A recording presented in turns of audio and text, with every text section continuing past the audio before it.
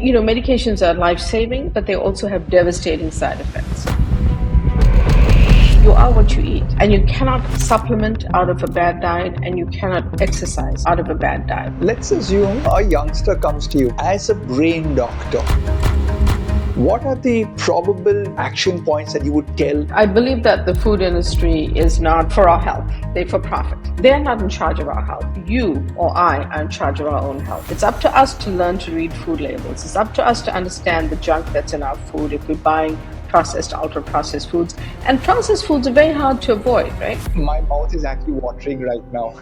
Every once in a while, you meet someone whose work doesn't just inform you, it transforms the way you think, eat, and live. Dr. Uma Naidoo is that someone. I expected science, research, and insight, and yes, she delivered all that. But what stayed with me was her warmth, her resilience, and her deep compassion behind every word. She's a Harvard graduate, a trained chef, nutritional biologist, best-selling author, and even a cancer survivor. She leads nutritional psychiatry at the Massachusetts General Hospital and teaches at Harvard Medical School. But what truly sets her apart is how she simplifies complex science and shows us that food isn't just fuel, it's medicine. Her first book, This Is Your Brain on Food, changed the way we look at food and mental health. It blew my mind. And her latest one, Calm Your Mind with Food, is a timely guide for anyone navigating anxiety in today's world. This one isn't just a conversation. It's a powerful reminder that healing can start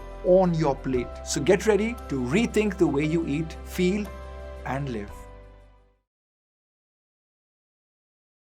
So, Dr. Uma Naidoo, welcome to my podcast. It's an honor, it's a privilege to have you here today. And I have done so many podcasts, but right now I'm a kid in a candy shop because my brain says when I counsel nutritional patients, I've got to convince them that nutrition is the god of the brain. And many people are like, that's all rubbish. It's only with opioids that nutrition is the god of the brain. So, Dr. Uma Naidoo, welcome to Health Shots. I am grateful to have you here today, and I want to share your story and your teachings and your philosophies today. So, welcome on the Health Shots. Thank you so much, Ryan. I'm so excited to be here and to talk with you and really admire the work that you do and the people that you help. So, Dr. Uma, for context to everyone checking into the podcast, number one is you're a lady who suffered and beat cancer. So that's probably your, could I say, highest achievement, that you are a warrior and you won it. And then I was like, whoa, this lady is from Harvard Medical School with the nutrition psychiatry. So now I'm a little confused like everybody else. What is nutrition psychiatry? So, Ryan, nutritional psychiatry is the use of healthy whole foods and nutrients to improve your mental well-being. It does not exclude the use of supplements or medications if you need them. And it's a newer field that really came forward as we started to understand the science behind the gut microbiome as one of the mechanisms that affects your mood and mental health. So I like to say that the gut-brain connection explains the mood-food connection. You know, I was going through your book, and I'm going to have my team flash it up here on our podcast. And your book is This Is Your Brain on Food. And when I was leafing through it, I was like mind blown at the nutritional stuff that you gave us. But somewhere in that book, you talked about your grandmother and cooking, Yes. and how you Yes. joined a culinary school and had to drive a long distance for cooking classes, and then you joined something. So tell us, chef, culinary chef, doctor, nutritionist, what's going on? I wish I knew. Ryan, hindsight is 2020, right? I think that people sometimes think that this was all planned out. But I really followed things that I loved to do. I was born into a family where I was born while my mom was in medical school. She's now retired, but she's a double boarded physician. I was surrounded by a lot of medical professionals and even a few Ayurvedic professionals. So it was a great balance. But I I was a preschool dropout. I didn't want to go to nursery school. I wanted to spend time with my maternal grandmother, to whom my first book is dedicated. This is Your Brain on Food, because she was much more fun.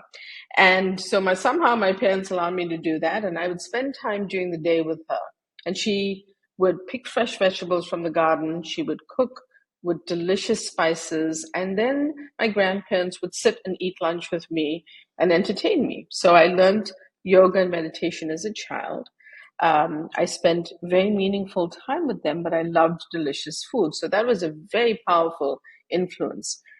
And so I didn't really understand when I went to medical school why no one was talking about nutrition, but we were being taught really, medications are life saving, but they also have devastating side effects. But no one was talking about that gap. Like, how do you treat someone for depression, but also help them if they gain weight? No, it was a massive gap. So we were trained to talk about the risks and benefits. And early on in my career, there were two aha moments. One was my cancer diagnosis, but the other was when a patient very early on in my career challenged me and basically accused me when I was very, very junior in my training of causing him to gain weight. And when I interpreted some nutrition information to him, he completely changed what he wanted to do. He became very sort of friendly and wanting to work with me, from being very angry and upset, thinking I caused something. But when I led him to understand that the coffee he was drinking every day, this from the book, like a massive, almost, I'm trying to think of your measurements, but here it's about 20 ounces. And most of it was this ultra processed cream and 8 teaspoons of sugar. And he was drinking this Wow. before he even ate breakfast. And when I said to him, how about we look at what's in that coffee and we switch that a little bit and see how you feel? And are you willing to do that? And when I started to slowly prove to him that he was consuming empty calories, just by having all the sugar and ultra processed creamer in it, he wanted to learn more. And that to me was, almost my unofficial first case, because it was before I opened my clinic in nutritional psychiatry and all of that. But it taught me how powerful it can be if you really help educate someone about a fact that they don't know. They might be eating yogurt with blueberries, which has 7 or 8 teaspoons of sugar, instead of having plain yogurt, whether you have dairy or non-dairy forms of yogurt, and add blueberries and cinnamon. One of our favorite spices, cinnamon, is a great sweetener, natural sweetener. So that was very powerful, and I felt a calling to do more and to help people in that way. Firstly, I love food. Clearly, I love to eat. But also, I love mental health, and I know that we're in a crisis. So why not help people understand that food is so powerful, and that it's not just, psychiatry and mental health is not an above the neck concept. It's integrated with the rest of your body. So, to all the doctors out there, because I studied at Goa Medical College, I am not a doctor. I was doing my master's in clinical biochemistry, so I had to study with the first year MBBS doctors.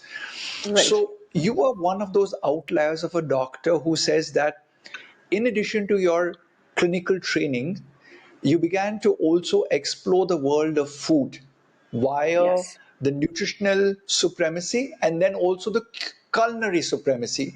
So you're known Yes. as the mood food MD, and you've graduated from Harvard, and you're a trained psychiatrist. What would be your advice to all doctors out there, not only in psychiatry, but from a food and a cooking point of view? Could food be a therapeutic intervention for many of your clients? I firmly believe that. I don't think it's the only intervention, because, Ryan, some people are quite sick and they need a medication to help them feel less depressed, less anxious at that point. But for many people, for most people, food is an intervention. Lifestyle factors are an intervention. By lifestyle, I mean, in addition to food, hydration, um, proper sleep, exercise, yoga, Tai Chi, mindfulness practice, meditation, forest bathing. All of this stuff makes up complete care, holistic care. And nutrition is a pillar of that because you are what you eat. And you cannot supplement out of a bad diet, and you cannot exercise out of a bad diet. And I think that the Oh, please more repeat more that. That's a doctors, brilliant point. You you cannot? cannot supplement your way out of a bad diet. So if you're eating, fast food every day, taking a And multivitamin coffee. is exactly, well, coffee I don't mind. Depends what you put in it. I love coffee, but it depends what you put in it, right? And you cannot exercise out of a bad diet. So if you eat junk food every day, exercising, yes, it's good. It's good that you're exercising, but it's not going to just take away the negative impact of those foods on your gut microbiome and the rest of your body. So maybe you've been able to fend off gaining weight, but it doesn't mean that you're in the peak of health. So it's not about judging people, right? It's about finding what works for you and what can we adapt within what you do. So I call it Dr. Uma's SAW approach, SAW, and you won't see that in the books, Ryan, because it's something that I've really developed over time and practiced in my clinic. And it's very simple. It's swap, add, and walk, SAW. So I want people to think, what can you swap? Did you start eating ice cream or drinking wine every night during the pandemic? Just take one thing and swap it out, add, easiest thing to do. Americans do not eat enough fiber. Best way to do that, add in more vegetables, beans, nuts, seeds, legumes, healthy whole grains. Easiest way to do that because that's where you get fiber. And I know we don't eat enough fiber in our diet. Or maybe you're lacking protein. Some of my elderly relatives, they lose their appetite and they start to develop muscle loss, right? Because they're not eating enough protein. Maybe for you, it's adding in protein. So add in something that's missing. And walk, is very generic for exercise, which we know impacts improvement in mental well-being. But it's also maybe, you want to do some more yoga, or maybe you want to learn Tai Chi. Maybe you want to incorporate meditation, hydration, better sleep. It's really a broad category of lifestyle factors. So all I say to people is, yes, I will develop a comprehensive plan for you, with you, but start with one thing. Because the moment that a person starts to feel better, they want to do 15 million things more. But you have to start somewhere. If not, it's overwhelming. You talked about the pandemic, and then people are drinking, say, wine or ice cream. Um, I deal with millions of Indians who message me, and we're talking about urban India, corporate Yep. India, Yep. people who go to work. They do a lot of online e-commerce, Yes. restaurant ordering. Processed food Yes. is very high. It's Yes. basically Yeah. junk food, even though it's disguised as, let's say, a healthy meal. The type Yes. of oils are being used, and also we have a lot of mental issues today. And Dr. Uma, I want to ask you, is there a link between the eating of food and your gut and your brain chemistry? Emerging science around the gut microbiome over the last few decades has really taught us the gut brain connection. Now, Hippocrates spoke about this eons ago, but in addition to that, the science and the research had to follow. So like I said earlier, the mood food connection is best explained by one of the mechanisms being the gut brain connection. I ask people to think about it this way. What happens if you have a headache? Well, you try to stick it out, but then you may take a headache pill. What you do, you swallow that pill, but think about it. Your headache is here, but you're swallowing the pill. How does that work? Well, when people think about it for a second, it has to go through your digestive tract, through your gut microbiome, and it's impacting your brain. It's relieving the headache in your neural tissue. In a similar way, and with a little bit more time, it doesn't happen as immediately. The food that we consume interacts with trillions of microbes in our gut.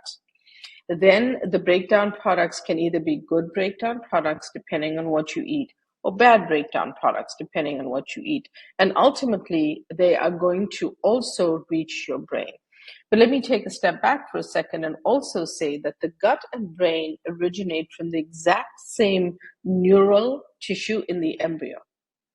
And then they divide and form two different organs and remain connected by the Ah, 10th cranial nerve, which is the vagus nerve. So think about them as twins, but twins that were separated at birth Separated birth. and and living in two different parts of the body.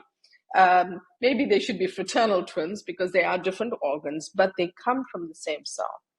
And then the vagus nerve allows for messaging of neurotransmitters back and forth between these two organ systems. Quite often, there are more messages from the gut to the brain than the brain to the gut, but that starts to help us understand that connection. So food can be a very powerful tool in improving your mental well-being.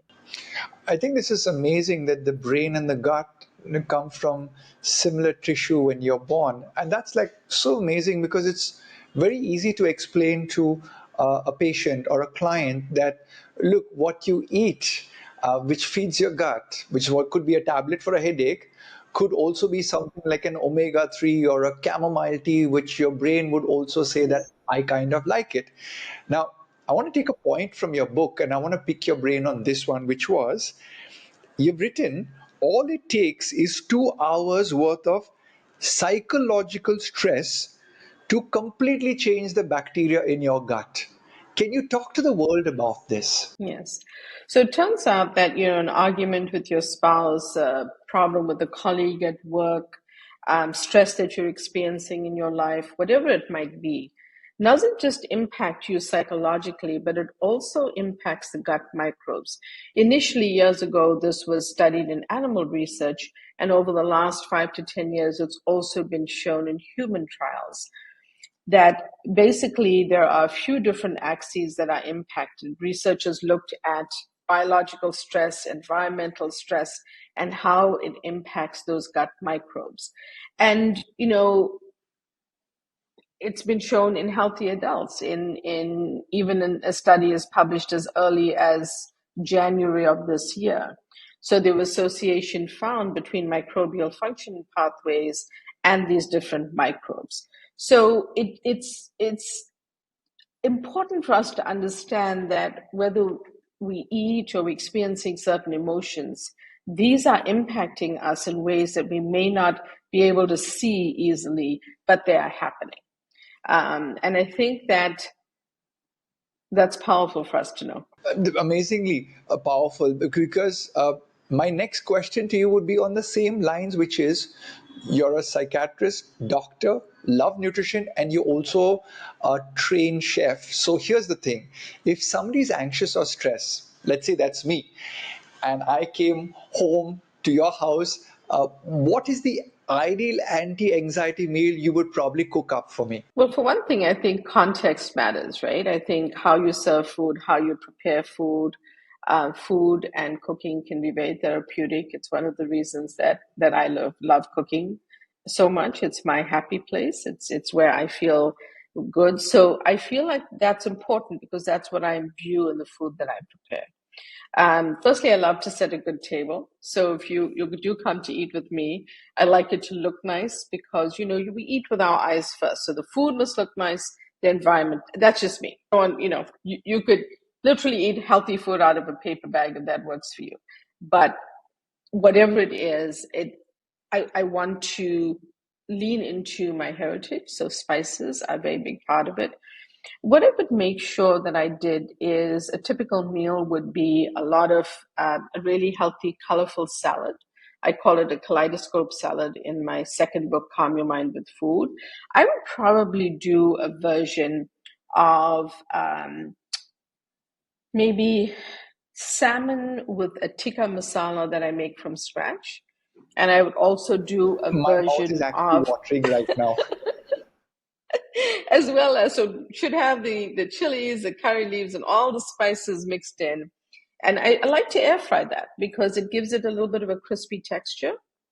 I would also do a version of that with the cauliflower steak because by the way, Ryan, I cook anything as a chef, and people in my family eat anything, but I was raised vegetarian.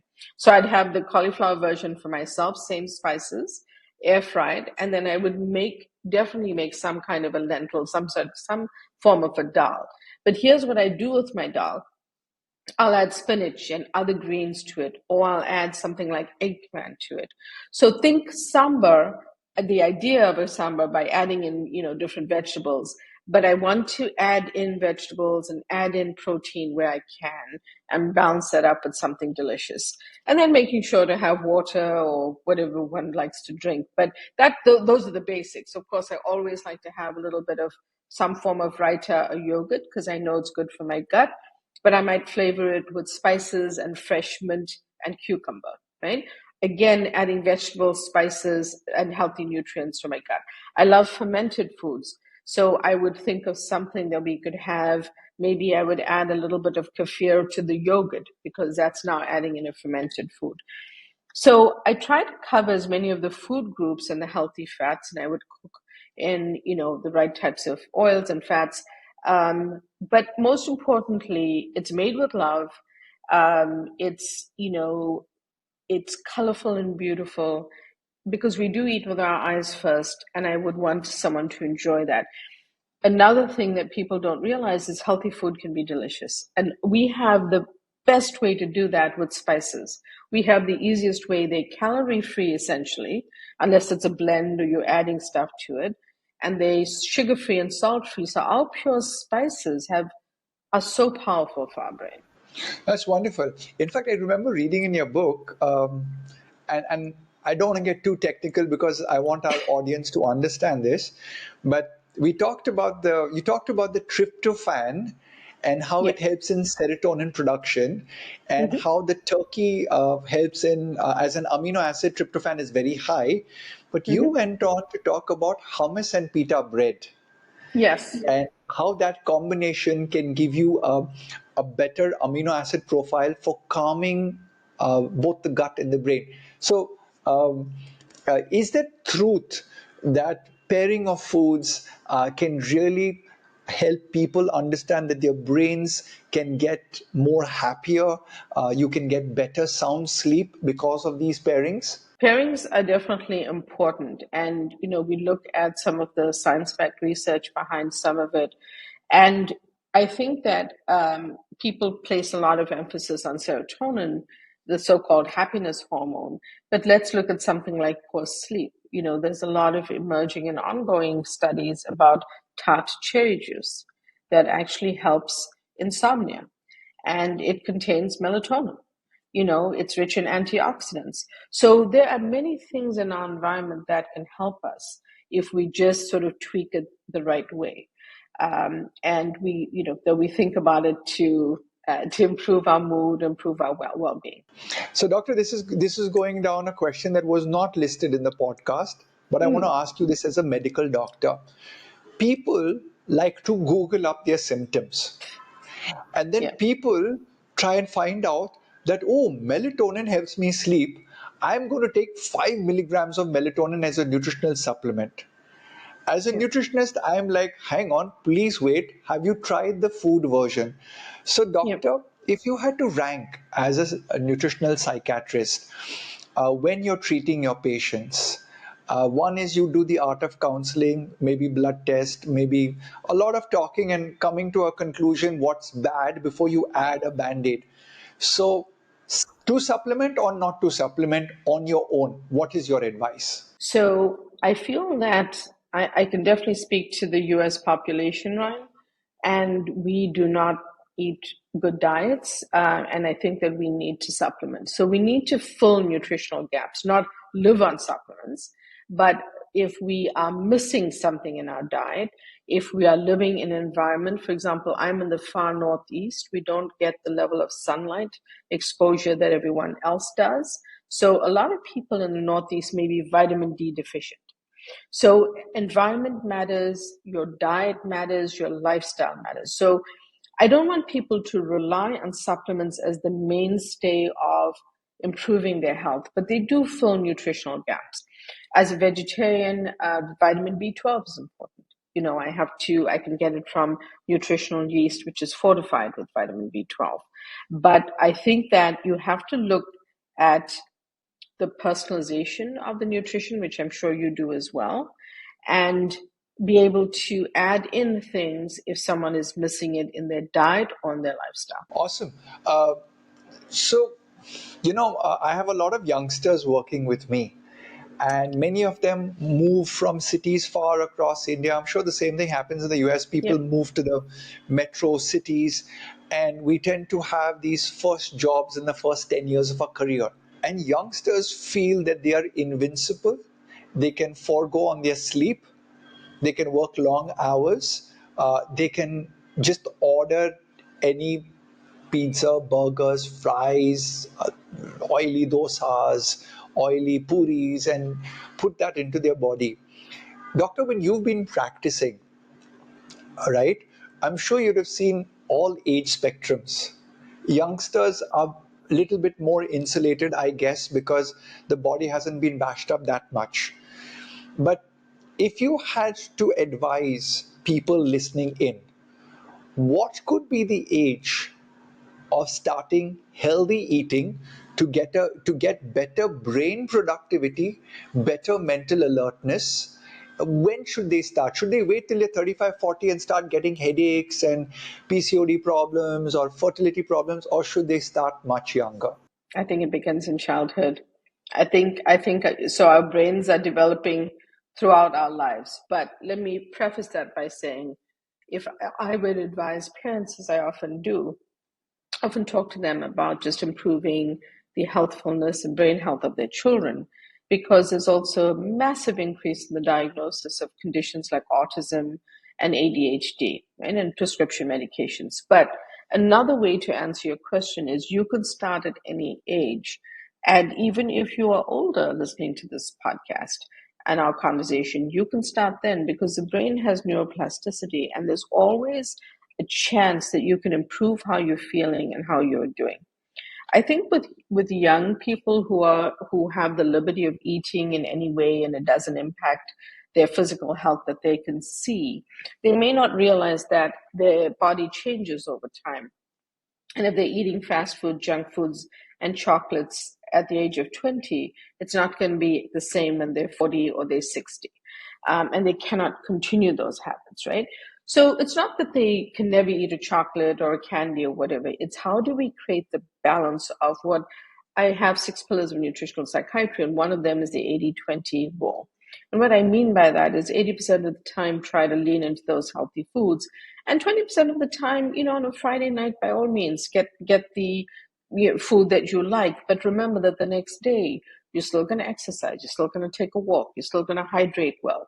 You're going to eat your healthy food. So you have to create a sense of balance instead of this all or none approach that I think we tend to fall into sometimes. Doctor, a lot of times I get queries on the internet. Oh, you're a big nutritionist. You tell to eat healthy. It's so difficult to eat healthy. The food is addictive. And I do agree sometimes that, the way food is designed, it's designed to appeal to our pleasure centers.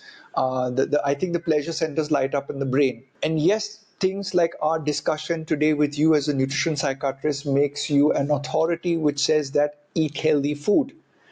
But do you believe that there are foods out there that are being designed by the processed food industry that literally hook people and get them addicted? Yes, I do.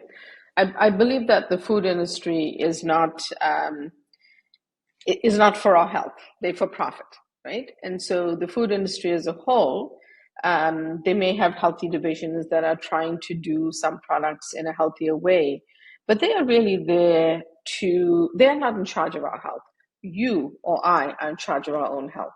It's up to us to learn to read food labels. It's up to us to understand the junk that's in our food if we're buying processed, ultra processed foods.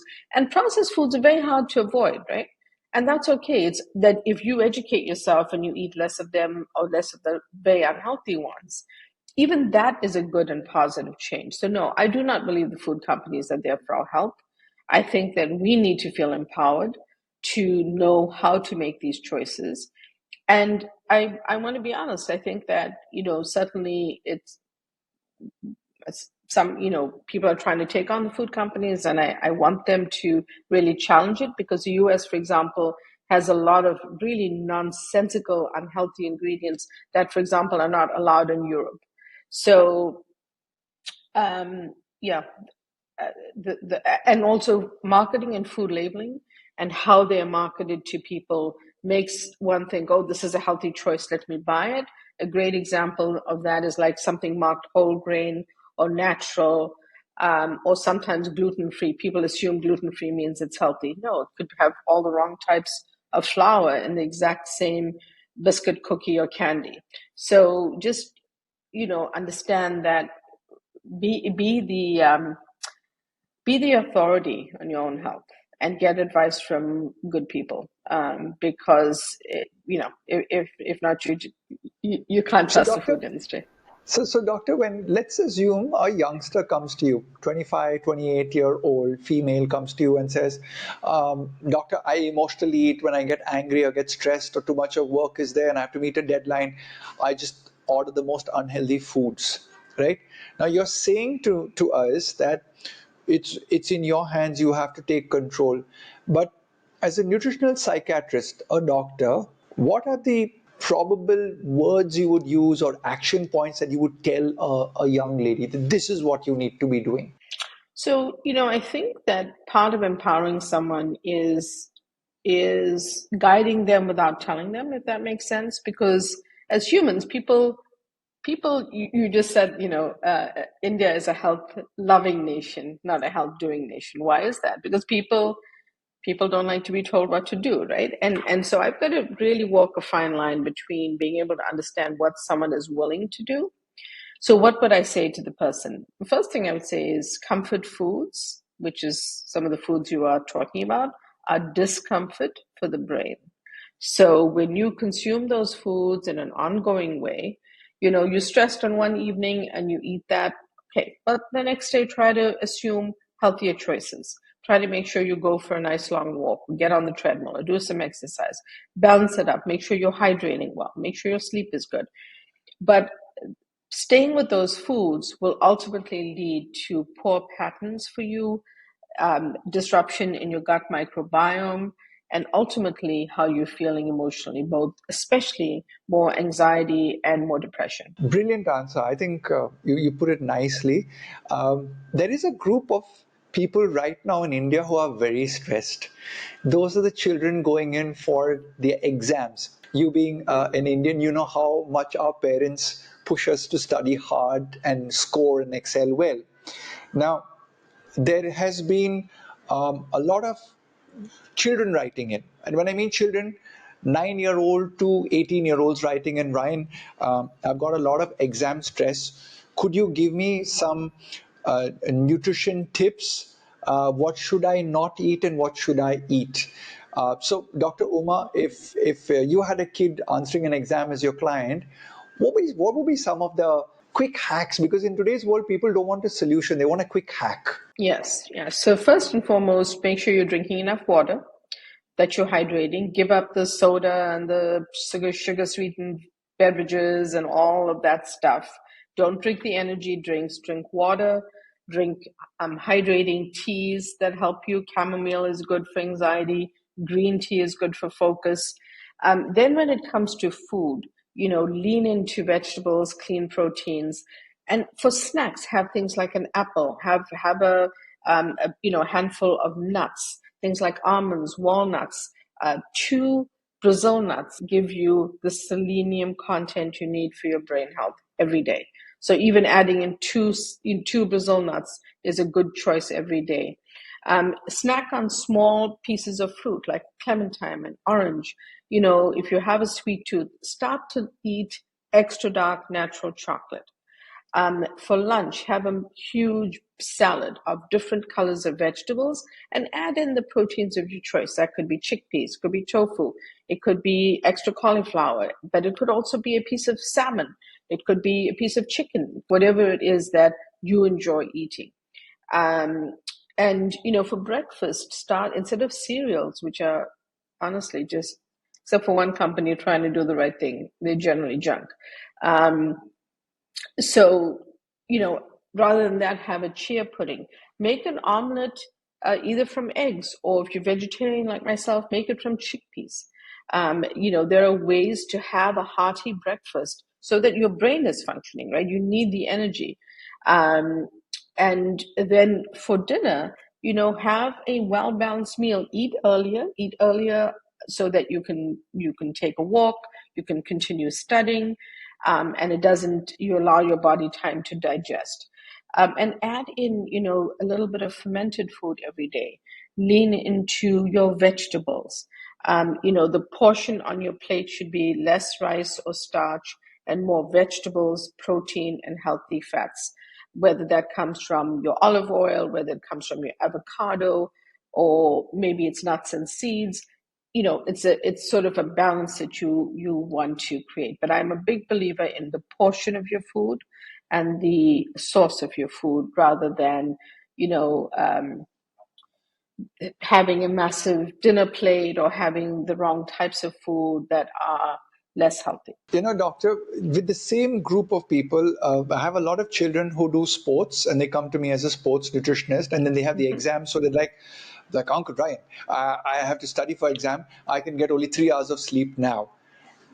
As a brain doctor, I know you dabble with food, you're a chef, but nutritional psychiatry aside, as a brain doctor, how important is it for people to sleep such that it doesn't affect them in a stressful way, such that it helps them in their memory, such that it helps them in not binging the next day on food? Sleep is critically important, and sleep is also related to things like our hunger hormones. So when you are sleeping poorly, your hunger hormones are going to be out of whack. That's just one thing that gets affected. But let me share with you how that works. If your sleep is disrupted, your hunger hormones over time are disrupted. Then they don't know how to function. You start to eat or binge on the wrong types of food, and then you can't stop yourself. But also, when you're not rested, you're not thinking clearly, you're not able to focus. When you're writing your test or your exam, you can't pull up the information because you feel foggy and you can't focus. So sleep is critically important for your brain health. Um, Sleep also allows the cells to regenerate, so it is incredibly important to rest adequately. And I would say that um, trying to figure out how to sleep adequately before an exam is very critically important. Doctor, that's amazing. You and I probably grew up in our young ages without mobile phones and digital devices. So we had a lot more time to be what I call as bored. And today my 11-year-old son, he's like, Papa, I'm bored. And I've taken away his mobile phone after Australia banned social media. And I was like, okay, people are talking about too much of screen time. So dramatically, everybody, not only children, but even we as adults, our screen time has really gone up. Now, Yes, I has it agree. changed the way our brain cells have activated? Does it affect some chemicals in the brain? Does it make us more lethargic or dull or dull? And Mhm. is it important for us to have downtime for the brain? It's extremely important to have downtime for the brain and to have a period of time when you are kind of stepping back and shutting off your devices, which, when you work like you and I do, is hard to do, but you have to find a way. For example, one of the things that could be impacting sleep is staying on your digital device until late at night. Just that light impacting your brain, your eyes, your sleep centers is impacting you. If you go to the supermarket late at night to do your shopping, the lights in the supermarket are impacting your sleep cycle and the ability to rest. You have to start giving your body the messages that it should be getting ready for rest. And that's one of the ways is putting aside those devices, besides the fact that, the consequences that people talk about in relation to the information that certainly children get exposed to, that adults, at least have, I think, the ability to discern. Children do not. It's led to a really huge burgeoning of eating disorders in young women in the US. And I think that this is problematic because of the messaging that happens on social media. I'll give you a great example. I was asked to comment on a newspaper article, And it was about hydration. And I thought, great, I know that, when you're adequately hydrated, you are less anxious. Low hydration or dehydration can also lead to a low mood. And the article, I kid you not, Ryan, was about young women who were buying these massive containers for water. I thought, oh, that's a good idea. At least they're hydrating, they're playing sport, all of this. But they were putting in powdered candy. So we have a candy here called Skittles, and the companies now make powder out of the Skittles that you can add to water. So these kids were consuming massive amounts of water pumped up with sugar from all their favorite candies that were pulverized and made into powders that they could buy. And I'm thinking to myself, okay, I'm glad they're drinking water, but what they're actually doing is consuming a ton of sugar. So the messaging ultimately becomes very important. And this is the type of exposure that our kids and friends and family get on social media. I think I echo your sentiment in terms of that. Yes, this is a frightening thing, and I also believe it's the God-given right of parents to steer their children correctly. I think in today's day and age, as a counselor, when parents say to me, "My child is not listening to me," I think up till the age of 18, we're trying too much of reasoning when the child also has an intelligence and exposure to understand stuff from medical experts saying that it is bad. So I think the parents have to intervene with whatever means necessary. A case in example is me taking Mm, my kid's phone away. I kept mm, telling him for 5, 6 times, video games mhm, for 40 minutes on the phone only. 40 minutes is mm, what I'm going to give you. And every time he had the phone, he was on YouTube or thing, and I just took it away. And he threw a tantrum for nearly a week, and I was like, but it's my God-given right as a parent, because if I don't help control, then it becomes an obsession basically. obsession. Yeah. I think not all parents feel that way because they don't feel empowered to feel that way. I think that sometimes, for whatever reason, they feel if the child throws a tantrum, they can't handle it, and I think it's tough. I agree with you. I think that if I also think we grew up in an age time where we listened to our parents, and I think there was a little bit less. How do you say, leverage where I could say, well, I want to do this instead. I could always have a conversation with my parents, but I also always knew they were the parents and I was the child. And I think there was sort of a healthy respect there that I don't always see sometimes, or I see a little bit of, I think, dissension between parents and kids. And I understand that. I'm not judging it, but I'm saying that someone has to take the lead in saying, you can do this or you cannot do it. And I think that certainly in the US, I notice parents are very skeptical about taking that position. But It's a process where I think if the child is allowed to go off the rails, especially in yes, the food department, hmm, right? I tell parents it's very difficult to claw back once they become adults, because then they accept this as the as the standardized norm. behavior.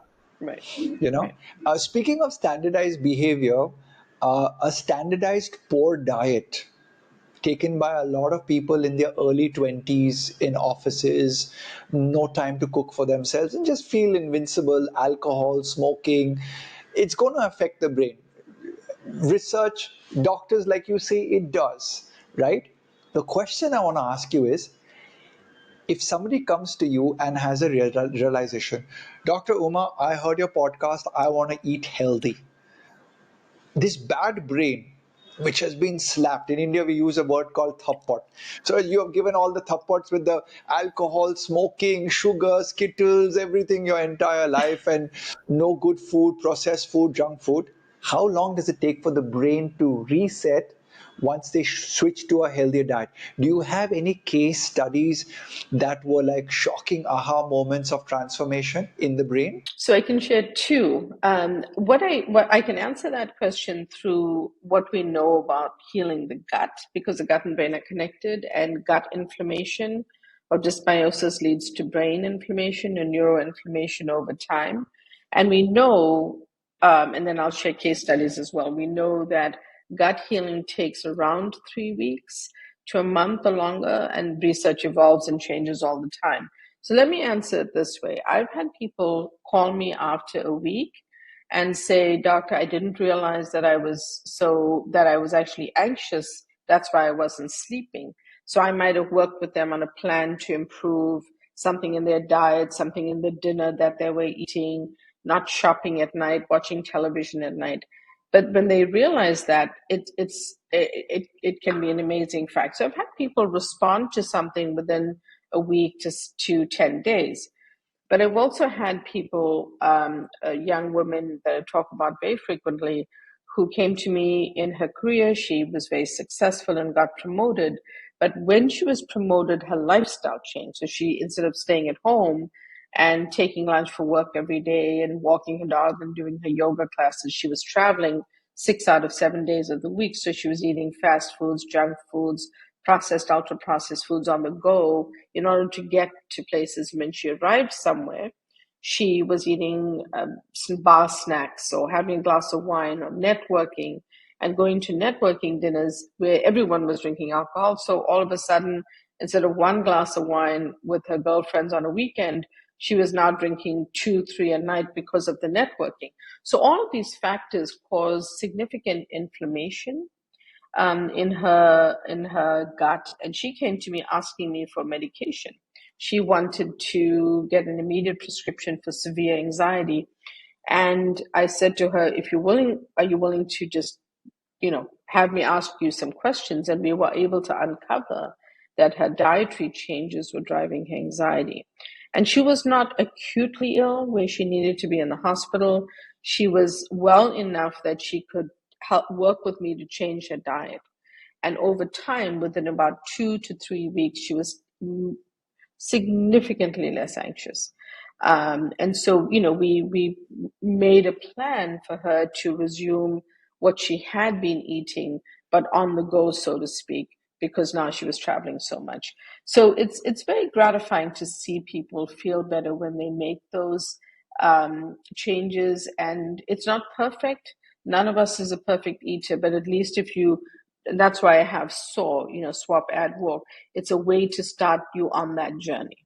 So if you're listening to this and you're eating all the Skittles in the world, or you're eating, fast food every day, just switching out one thing can make a difference. Brilliant advice. I remember I had one lady who had massive headaches for many years, and all I said to her as a nutritionist is, "Can I get your blood test done?" And we did all her vitamins and all her minerals, and she had low magnesium level. And all we did was add a magnesium threonate. And about a week later, she came back and she says, "Ryan, I haven't had a headache in the last 5 days," which means from the second day onwards, her headaches began to disappear. But it took her 7 days because she didn't realize that the headaches had gone. She was just so used to the headaches all the time. You should living with it, So my right? question is, in your book, you write about the power of magnesium and how, as a doctor, you love magnesium as one of the minerals. Could you expand a little bit about magnesium as a chef, as a doctor, and as a nutrition psychiatrist? So magnesium is one of my favorite, micronutrients. It is involved in about 300 enzyme and biochemical reactions in the body. And it's so vitally important. Americans tend to not get enough magnesium. Maybe it's our poor diets or environment, but it's pretty relatively easy to supplement, like you did with your patient. I'm also a test, don't guess person, so check with your doctor before you just start taking tons of supplements. It can also be found in food. So, this is your brain on food, and in Calm Your Mind with Food, I always list the foods where you can find these nutrients. If you're listening to this podcast, you can start there, start incorporating those foods into your diet. But I happen to think like you discovered, it's just very overlooked in what people are doing. Vitamin D is another one in mental health that's overlooked, by the way. So I think just making sure that, and the other one, sorry, the third one is iron. 30% of the world, especially women and children, are iron deficient. And this was identified by the World Health Organization. And when they are iron deficient, they are extremely anxious. So just making sure that, you are getting your iron levels checked, that you are eating enough foods that contain iron is hugely important, or your doctor might have to give you a supplement, or in severe cases, a transfusion or infusion, depending on what you need to replenish. So these are things that, if we don't correct, you could be having symptoms and not realize what they are connected to. Speaking of iron and anxiety, magnesium in the brain, and you also talked about selenium for the children and exam diet. Somewhere in your book, you wrote about saffron. Yes. Um, and I have to tell you this, whenever my wife is sad or anxious, I make a cup of chamomile tea with 2 or 3 strands of saffron in it. Talk Saffron. to us about saffron. Saffron is actually not only a beautiful spice, but it's very powerful. There's been a lot of good research using saffron for mood and for anxiety.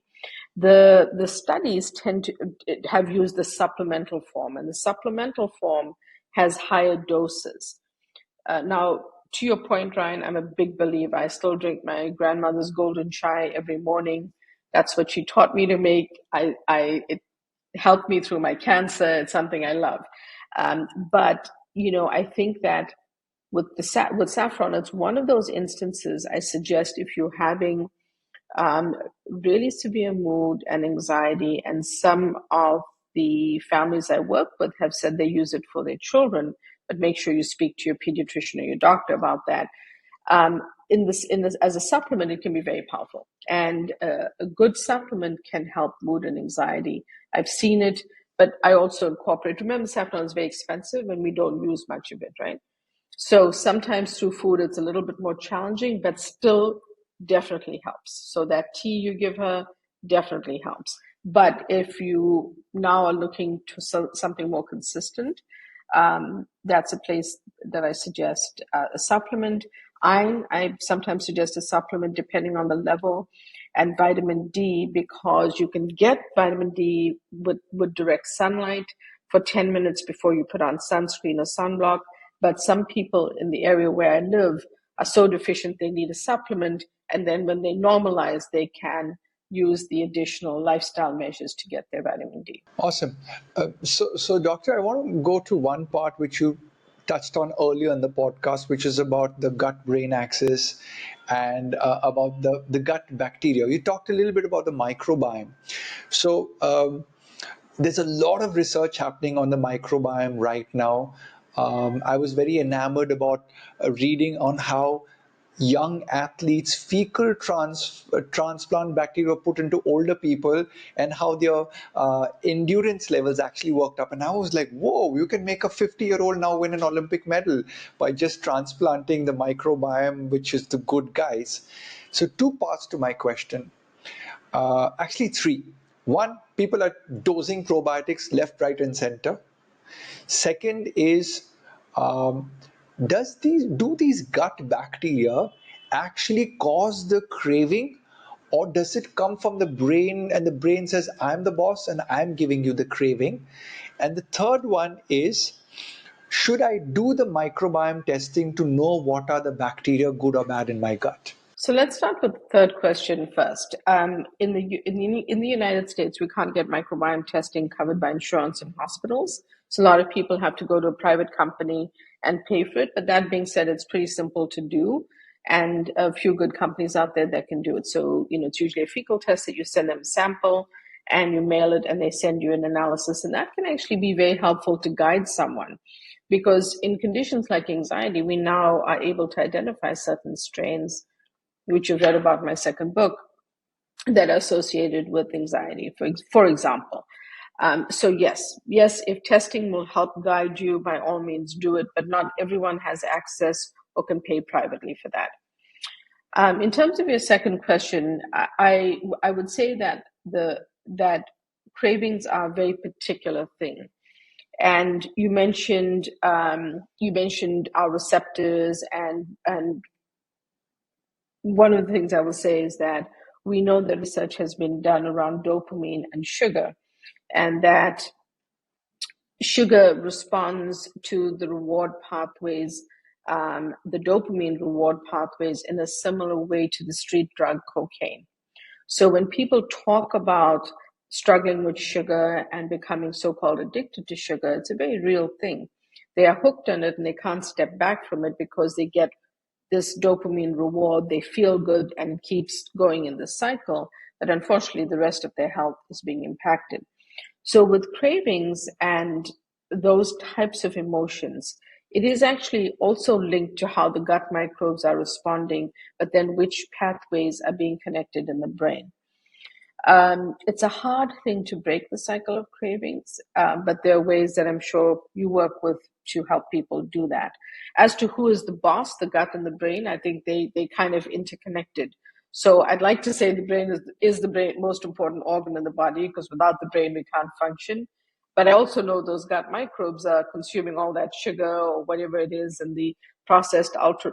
I mean, let's face it, broccoli and cauliflower are not usually the things that people are craving, right? They're usually craving Skittles and all sorts of stuff. So it's usually often the sugar and the unhealthy fats and the other processed, ultra processed ingredients that those gut microbes are feeding on that they're getting very used to and they want more of. So, Dr. Uma, we are talking about the gut and the microbiome. And our ancient cultures always had fermented foods. We didn't have fridges earlier. So, a lot of the food were left out. They got fermented. We didn't understand food till it got spoiled. We knew the level at which we could eat something that was spoiled, but fermented sardo, our kimchi, our kanji, our dosas in South India were fermented. As a chef and as a doctor, would you prescribe fermented food to people? I definitely would, and I definitely do. Sometimes they just need to find a fermented food or two that they enjoy because it has that different taste. A study published in Cell in 2021, done by a research group at Stanford, showed that the fermented food in the diet helps lower inflammation in the gut. So we know that fermented foods are powerful. We know that inflammation is one of the underlying drivers of different conditions like depression, anxiety, cognitive problems, and more. So anything that is lowering inflammation in our body, especially our gut, and we're talking about chronic inflammation here, not acute inflammation, is going to be helpful. So yes, fermented foods is a thumbs up from me. And I think that trying to add that into your diet in a regular way is a good idea. So I have this thing that I always recommend to people: try and make it at home, because the probiotic is fresh, it's younger, and it'll be much more powerful as compared to something that is packaged or come in a powder or a pill. So what's your take on fresh versus trying to get it as a powder or pill? If you're talking about a fermented food or probiotics, I mean, with fermented foods, not everyone knows how to do fermentation safely. So maybe if you are familiar and you make your own kombucha, enjoy it and move on and go on doing it. If you know how to make kefir and other things, great. But if you don't, then getting it from a supermarket in the refrigerated section is a good idea to keep it going. In terms of probiotics, I think that consuming food is the easiest way to go. I'm not against a supplement for probiotic. In fact, I think it's a good idea, but unfortunately, people take it for 2 weeks and then they stop taking it. And when they stop taking it, the impact on the gut microbiome reverses. So it's consistency if you are taking a probiotic, you need to be consistent and continue taking it if it's something that's working for you. But remember, you can always improve your diet and consume foods to get those same effects. Going back in time, sticking with foods, they were fermented. We didn't have fridges. Ancient civilizations used food as medicine. And obviously, your roots are with India and you understand Ayurveda. Do you feel there's any scientific proof, or have you read any scientific proof about our herbs, Ayurvedic diets? Is there any information that they can improve mental health? So let's just take something that I've studied and know a little bit about, not everything, but ashwagandha. It's very bitter. It's been used in Ayurveda for centuries, and it actually has a good amount of evidence to help relieve stress and anxiety. So I do firmly believe that ancient medicine, this holistic approach, Ayurveda, all of these are very important. In some way, it depends on what works for you. If you are seeing an Ayurvedic practitioner and they're guiding you around diet and you are feeling good, that's important information. But maybe if you're not feeling good, you can expand that repertoire to include other forms of nutritional therapy. But yes, things like Ayurveda have, stood the test of time. Doctor, a few quick questions over here because everyone wants the best out of a amazing doctor. Fasting linked to religious and spiritual traditions. As a brain doctor, does fasting and maybe calorie restriction boost the cognitive function and mood? So there's some mixed results on that. I think that intermittent fasting, time restricted eating does allow for healing of the brain and body. So I think that if intermittent fasting works for you, you've spoken to your doctor about it, I think there's a place for that. Fewer studies in terms of the impact on direct brain health, but definitely could work. I think the other forms of religious fasting are very different. They may involve, not eating at all. They may involve only consuming water. They may involve consuming certain foods and not others. That's, I think, almost a whole different different set of criteria because it depends on the person. It depends on how they respond. If someone's diabetic, it could be very dangerous for them to not consume food. So I think that's where in my clinic I would deal with that on an in one-to-one basis. What is your individual condition? Is this a good guidance for you? Because what I have found, Ryan, is that over time, the approach I've used has become much more personalized to the person than my more when I first started, more sort of generic advice that worked for different people in different mental health conditions. It's become much more personalized now. I totally agree with you. In fact, when I started my clinics, I was just one room and two dietitians around 14 years ago. And we started nutrigenomic testing, caffeine sensitivity with your DNA, gluten sensitivity with your DNA. And I remember that I would go to the opposite building where there was a polyclinic and all these doctors were there, and I told them that I'd like you to send your clients to me for the nutrition plan. And they were like, no, they need medicine and stuff like that. 14 years later, my biggest recommenders are the opposite polyclinic. It's like, go get diet done, go eat correctly. So I think doctors have actually begun to embrace that people are actually not eating correctly, and that's one of the root causes of most people medical issues.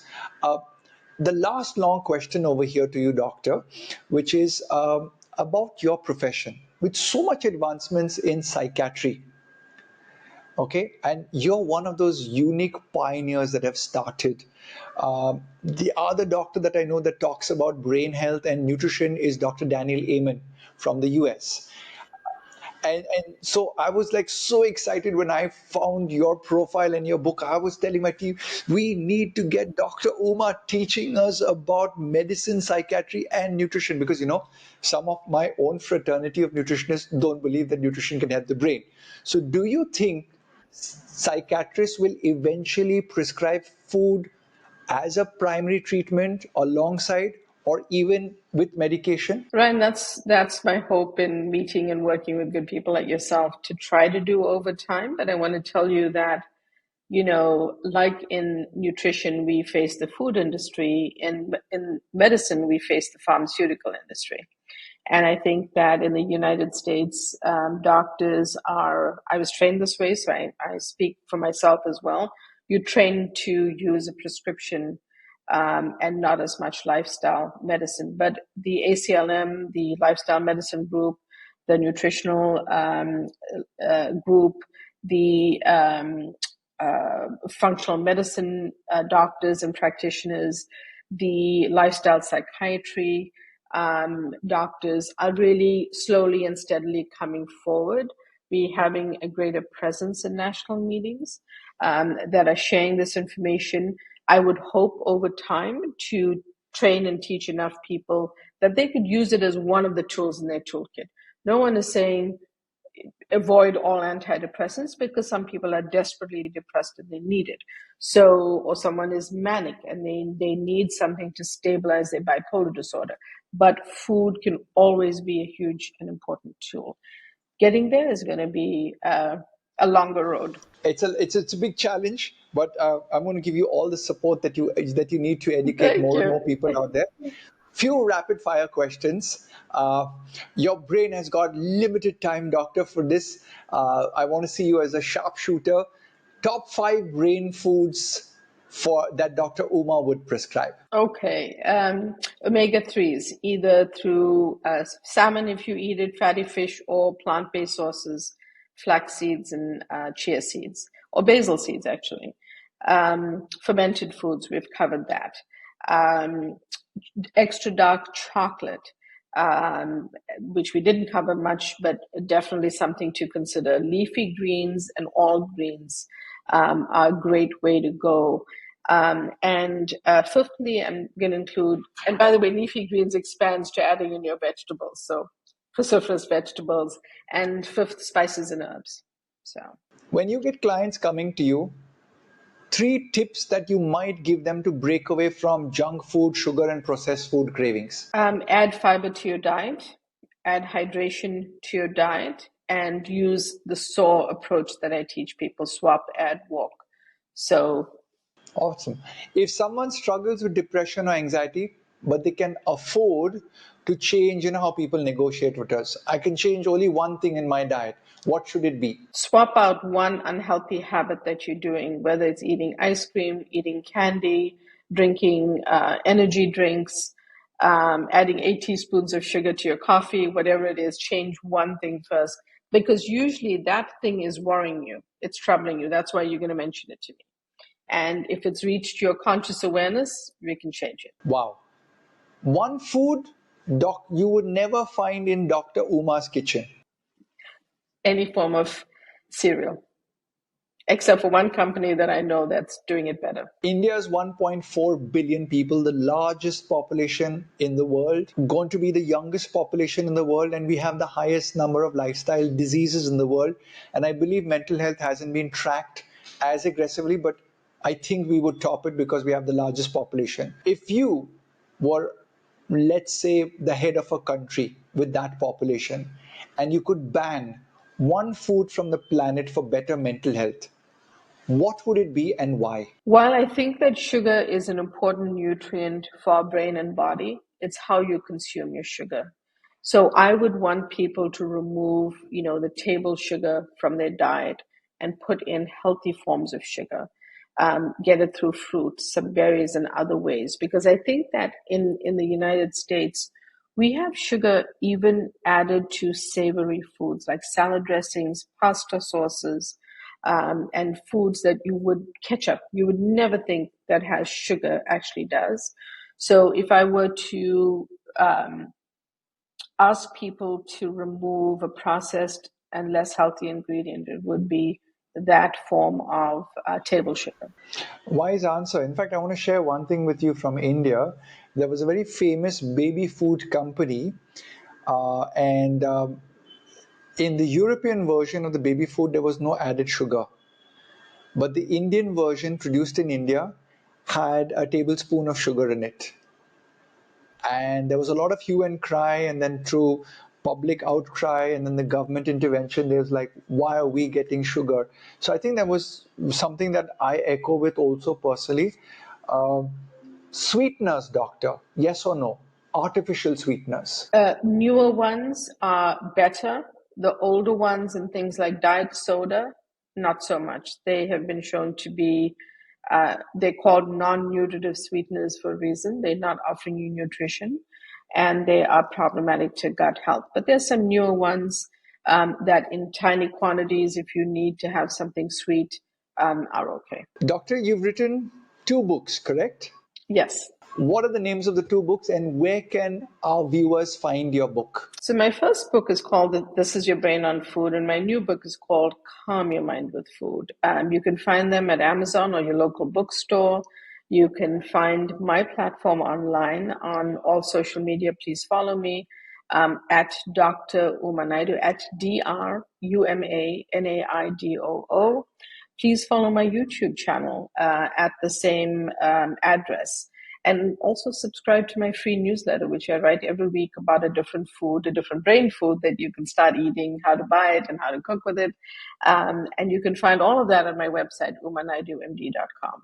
Awesome. You know what I'm going to do? I'm going to put all of these links down below in the description so that everyone out there can benefit from this lady who has beaten cancer, who is a doctor, who has founded nutritional psychiatry, meaning she links food and nutrition to healing the brain or improving the brain power.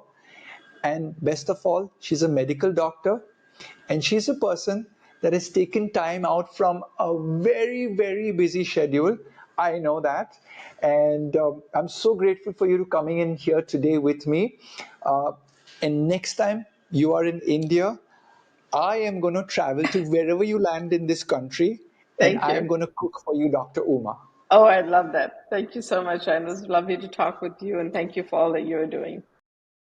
Thank you for watching this far. It's been an amazing episode and I'm so grateful to have you till the end. If you like this video, please share this video with your loved ones. Better still, gift me a subscribe, a like, or even a comment and we'll come back to you.